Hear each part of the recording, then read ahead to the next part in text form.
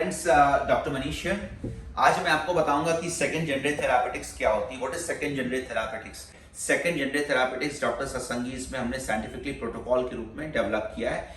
ये homoeopathy sciences है, but with the help of clinical staging, primary and secondary biomarking, health biomarking, बीमारी किस direction में जा सकती है, उसकी क्या प्रोग्नोसिस होती है, उसमें क्या एक्सपेक्टेशन है, इस चीज को साइंस की मदद से पेशेंट को पहले से बताया जा सकता है। उसको पार्टिसिपेट करने में हेल्प मिलती है, वो जानता है उसने क्या एक्सपेक्ट करना है। और डायग्नोसिस होने पे हम प्राइमरी सेकेंडरी जो भी डायग्नोस्टिक क्राइटेरिया बनते हैं, उनकी हेल्प से डिजीज को साइंटिफिकली एक डायरेक्शन में सफलतापूर्वक ले जाते हैं, जिसको हम कहते हैं रडार ऑफ अ डिजीज।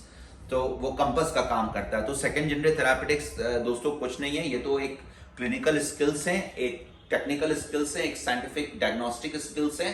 जब उसको हम homoeopathy therapeutics, that is practice of homoeopathy medicine with the help of the similimum pictures, अगर हमने बहुत बेहतर तरीके से बनाया है, क्लिनिकल साइनेजिस्टिक मेडिकेशंस की सिमिलियम पिक्चर्स को डेवलप किया है, साथ में पेशेंट के बायोमार्किंग और उसकी क्लिनिकल डायग्नोस्टिक स्टेजिंग को हमने आपस में मिक्स किया है। तो उस स्टेज में पेशेंट को सबसे ज्यादा लाभ होता है, क्योंकि उसकी बड़ी सी बड़ी बीमारियों की स्थिति पेशेंट को हम एजुकेट कर पाते हैं, उसको कॉन्फिडेंस डेवलप कर पाता है वो। और with the help of homeopathy therapeutics, with the help of proper education, with the help of biomarking resulting into replenishment, मतलब पेशेंट में अगर विटामिन डी कम है या उसके हेल्थ बायोमार्कर्स, जिसको 3 कैटेगरी में हम रखते हैं, prognostic, physiological, diagnostic and monitoring biomarkers.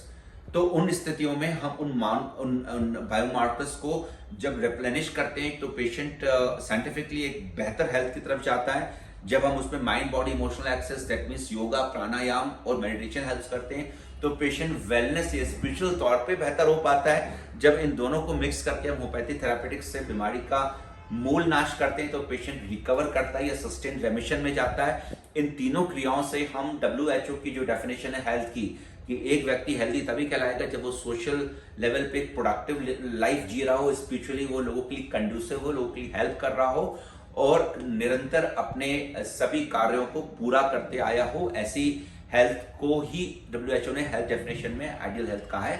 और जितने भी प्रैक्टिस ऑफ मेडिसिन है, चाहे वो मॉडर्न मेडिसिन है जो कि पूरे दुनिया में बहुत ही प्रचलित है, या ऑल्टरनेटिव मेडिसिन में होम्योपैथी, आयुष, अलग अलग विधाएं, इन सबका मुख्य एम पेशेंट को सस्टेन्ड बीमारियों में हेल्प करना है। और अगर इसको करने में हम सक्षम होते हैं with the help of second genre therapeutics, तो डेफिनेटली ये रिसर्च के योग है और हम लगातार इन हाउस इसका डॉक्यूमेंटेशन और रिसर्च कर रहे हैं।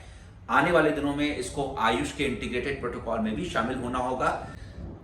Don't miss to share, like and subscribe my channel, because इसी से हम लोग को एनर्जी भी मिलती है और हम लगातार आपको इन सब प्रोटोकॉल्स और इन सब मैजिकल एजुकेशन को आप तक एयर करते रहते हैं। Thank you for listening to me. All the best.